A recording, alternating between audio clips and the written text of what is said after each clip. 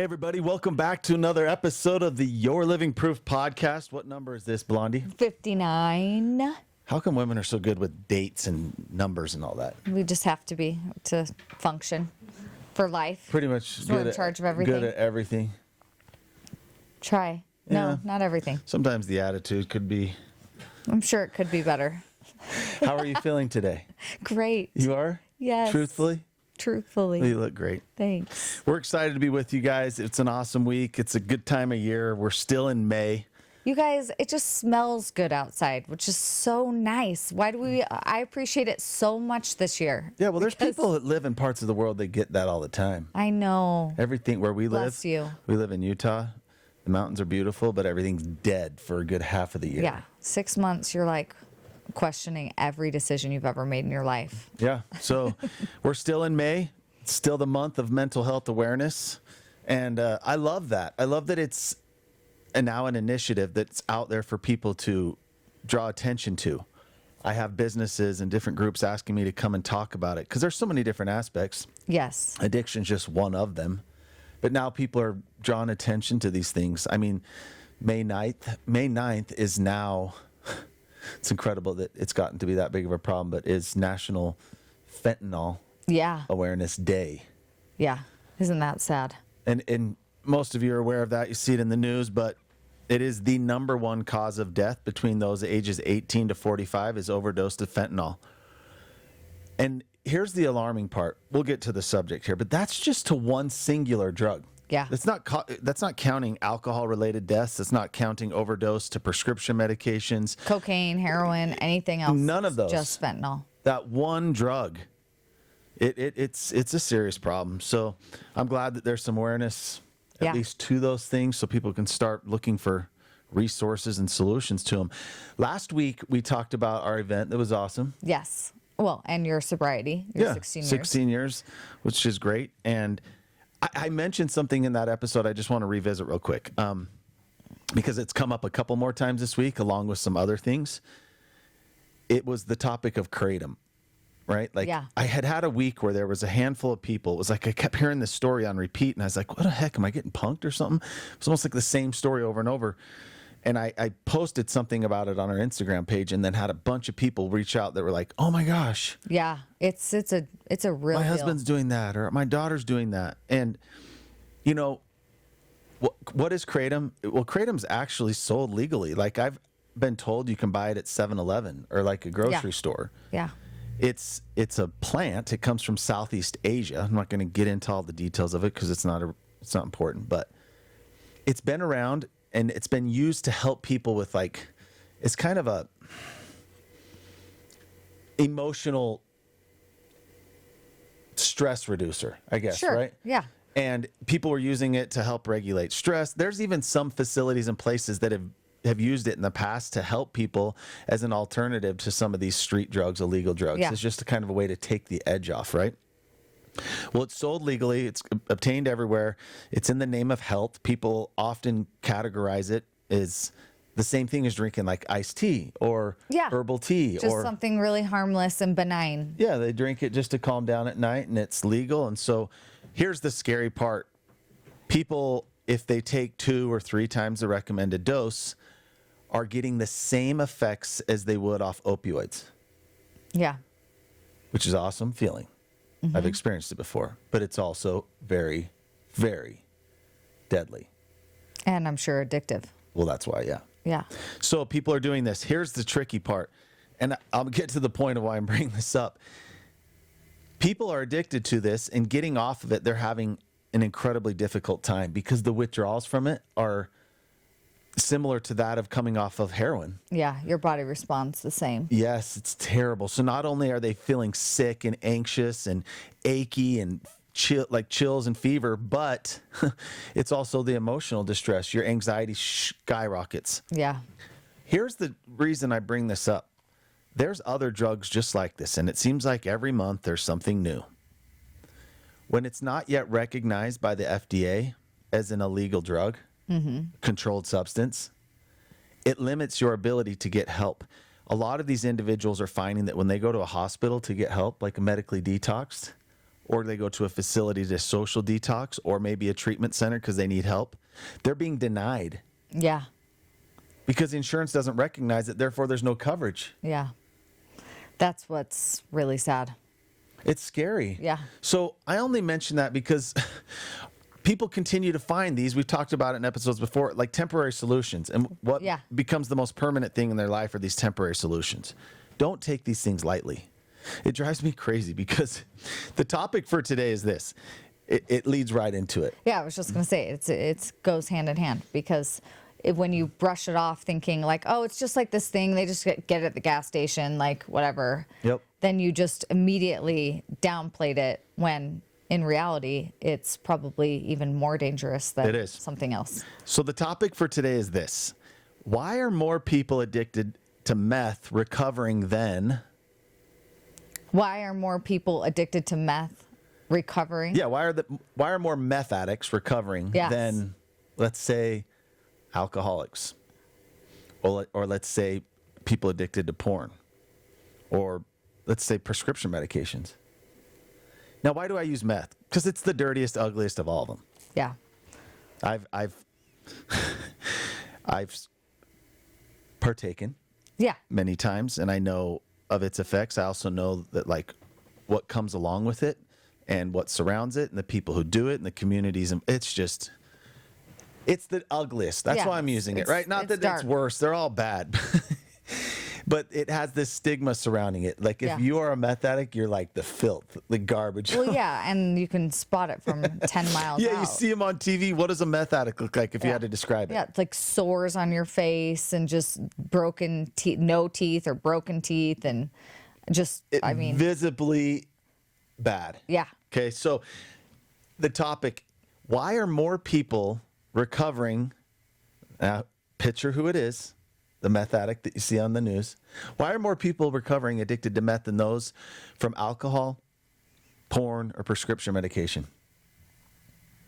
I love this topic. What are some obvious? Like, this is this is my backyard. This is like the subject I know probably is good or better than anyone. So what would be some of your just knee-jerk reactions? Well, I guess one of them is just that if you know or love a meth addict, like there's no denying that they need help. Like Correct. no one's like looking at them thinking like, no, I think they're doing good.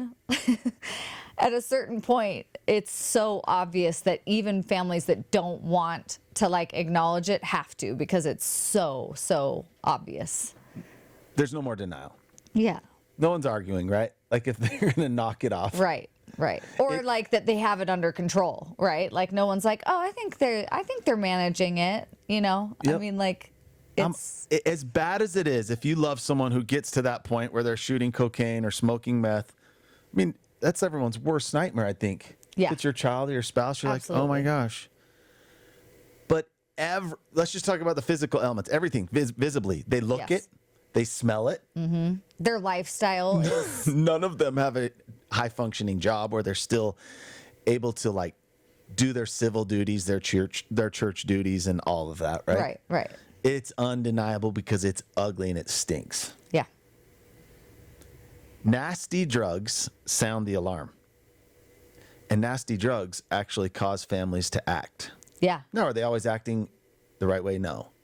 But it causes them to kind of do something. Yes. Maybe they It's- at least have a family meeting. right. They Yeah. talk about it. They expose it. They address their loved one. Maybe they even look into some resources to help. But what happens when your son has a porn addiction? Or what happens when your husband is drinking way too much? You make excuses for it. You actually probably make excuses for them. You minimize it. You might even deny it, you know? I mean, Correct. The other side of this is the illegal aspect. And I don't even want, this is a topic where I could go off. do it. Do it. There was a time in my life when I got busted and my rap sheet showed 3 different felony counts. Yes. Okay, now did I break the law plenty of times and did I deserve to be arrested and serve some time? I did. Yeah.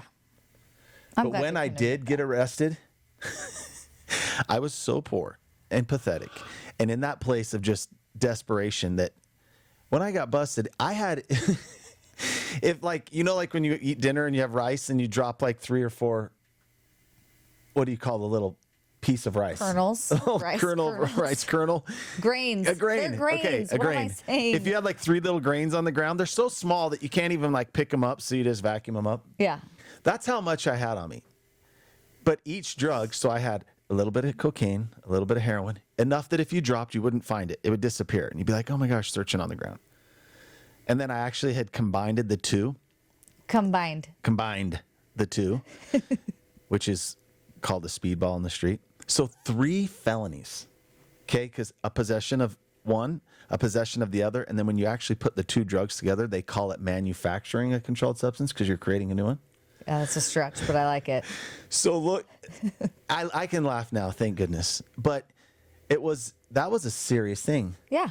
Now, why do I share that? Because anyone, family members, friends, relatives, if they saw that, be like, oh, yeah. oh my gosh. Oh my gosh, Danny. You're a felon. It's over. But all of these other things are legal. Alcohol, it's everywhere. Yeah. It's legal. Clearly, it's not illegal. You can't watch a sporting event or any sort of thing on television where it's not endorsed. It's Right. not Yeah, absolutely. portrayed in a way that's amazing, right? Right. Prescription medications are legal. Right. You obtain them the right way. Porn, it's funny, like, is that legal or illegal? It's only illegal if they're underage, which is ridiculous, but it's still, you can access it and you're not going to get arrested for consuming it. No.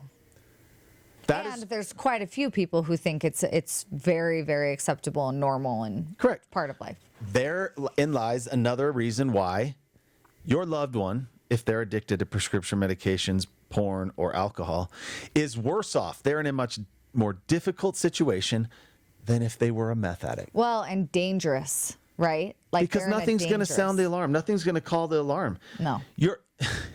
Imagine being someone like addicted to meth that goes to a treatment center and comes out. They're in the process of recovery. Their neighbors have a barbecue.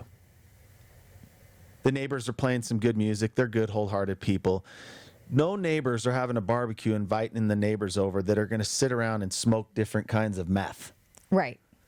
My point, You're not going to suddenly find yourself in a situation day to day that you're like, correct. oh, shoot, everybody here's doing meth and I can't do it. You're not watching the NBA Finals and every other commercial is people sitting around with like pretty glass pipes smoking meth. Right.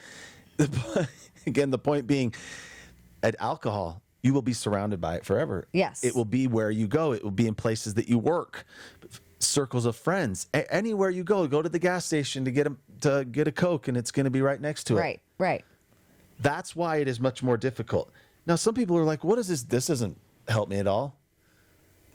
Well, it should, because I just want those out there, because the majority of people, I'm serious, the majority of people who have a loved one suffering is at the point where they're abusing prescription medication. They're excessively drinking. Mm-hmm. They don't dare to yet call them an alcoholic, but they are. And they're addicted to porn or sex. yeah. For some of these reasons we're listing out now is why no one does a damn thing. Yes. They keep waiting for this person they love to wake up. Like, when are the consequences around you going to pile high enough that you're going to go get help? Right. When are you going to not see how crappy your life is and want something different? Mm-hmm. Yeah. Now. But again, just think. I'm trying to draw the comparison. If they were a meth addict,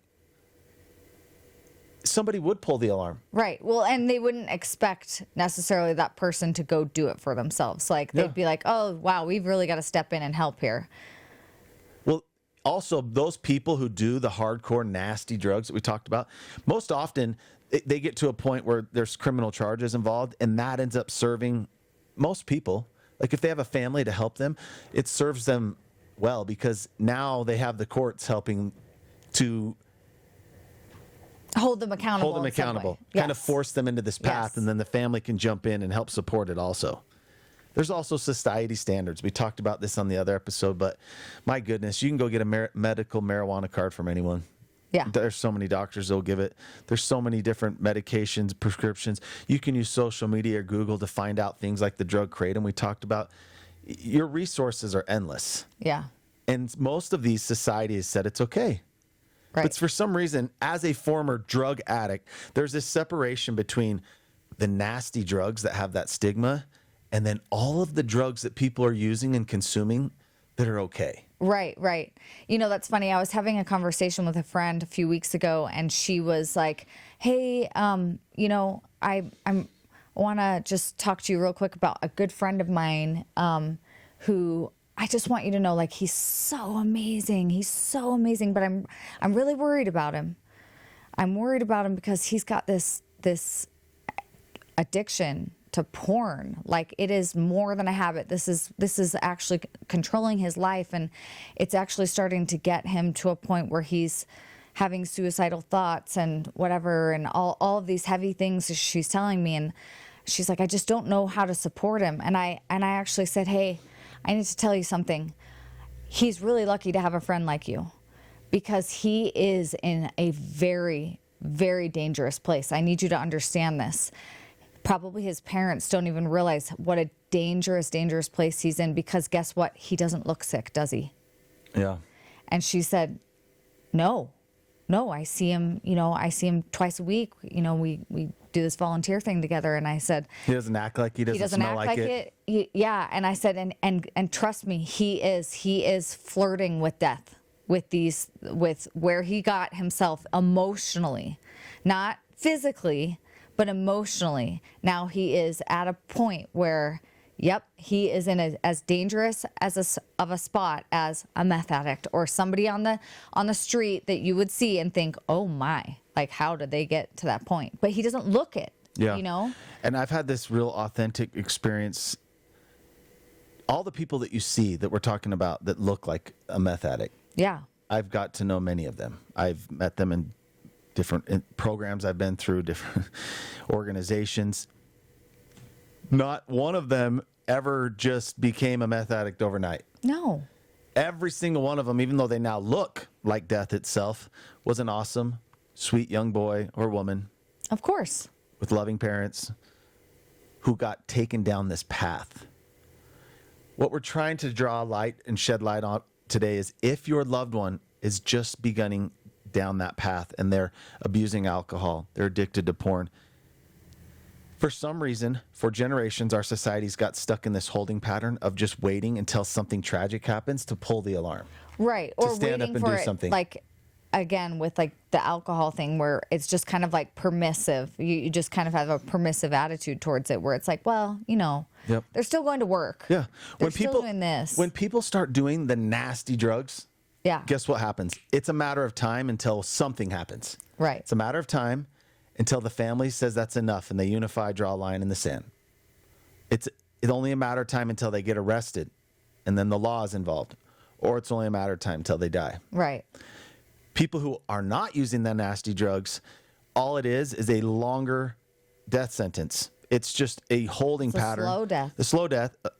It's a holding pattern, and the family's going to just get sucked down with them. So we don't need to wait anymore. Nobody goes to these nasty drugs overnight.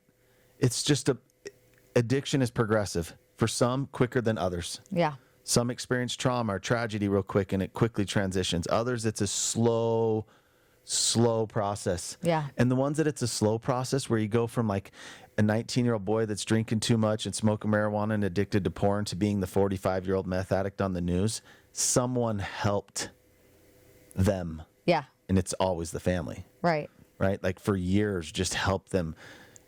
And how did they help them? They enabled by they continued to let them stay sick and stuck. They didn't step in. They didn't. I want to wrap it up with two tips of how you can help. The first is a prevention side.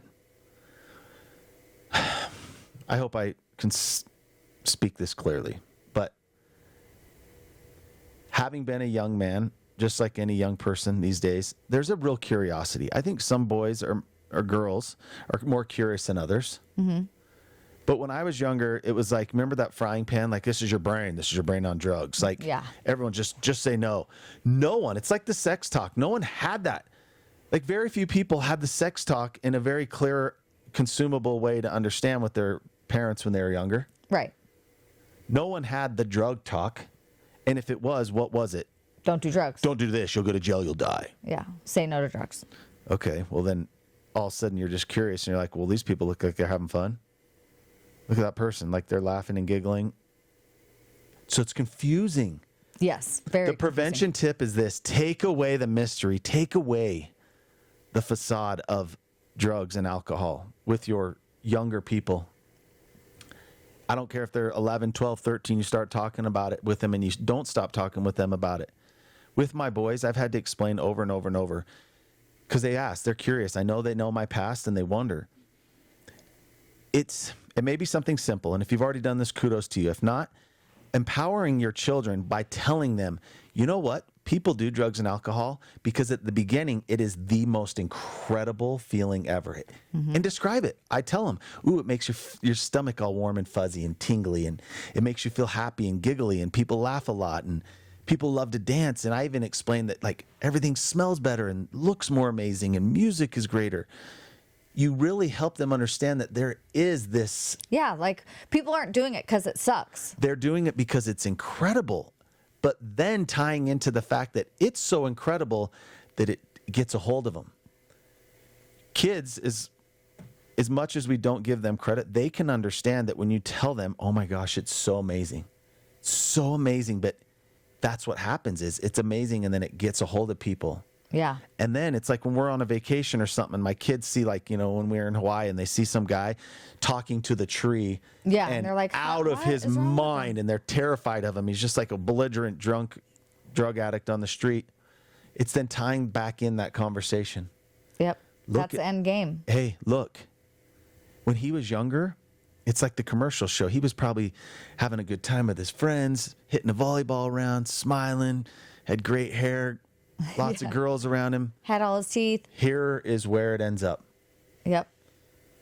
Man, I wish every kid could have a visit to the to the prison, and all those men, that's where it ends up. Yeah. There's something really powerful about telling a kid how incredible it is at the beginning, because here's what happened to me. When I first drank or used drugs, I knew it was wrong. I mean, like, I was shaking because I had been taught right. I knew right. It was learned in church from my parents. But all of a sudden, something that was so bad and so wrong, when I got pressured into doing it with some friends, what happened? I loved it. Yeah. It was the most confusing thing ever, because something that was told to me is so bad and dangerous and scary made me feel so amazing. Yeah. So I was polarizing. so confused. I was like, well, what in the heck? Like, of course I believed my parents and what I learned in church. Yeah. But I was like, why? Why does this feel so amazing? Yep. It's that simple correlation that no one ever taught me that, yeah, it's supposed to. Yeah. And it will, but it doesn't stay that way. Yeah. And actually, I've had several conversations with our boys about that in relation to pornography too, where I'm just like, look, I get it. Right now, you're like, ooh, I don't want to look at, they don't even like seeing Danny and I kiss. They're like, oh, that's disgusting. Like, they're just kind of grossed out by it. But I'm like, it's okay. Like, you'll get to a point where you're like kind of interested in what girls look like naked and whatever. And that's cool because girls are beautiful, and like, you'll be super tempted by that. Yeah, and but we explain to them what's going to happen, like how your body's going to feel like excited. Yep. And I'm like, it's okay. You don't even need to feel bad about it. But here's the trick. The trick is, after a while, it's just like anything else. You'll want to look at it more, and then it'll start kind of controlling your life. But the sad part is that it will actually not allow you to have normal, good relationships with women when you really want to. Like, as you get older and you want to connect and like have a girlfriend, you won't even be able to like look at her or think about her like in a correct way, because what you viewed has taught you something different, and it's a lie.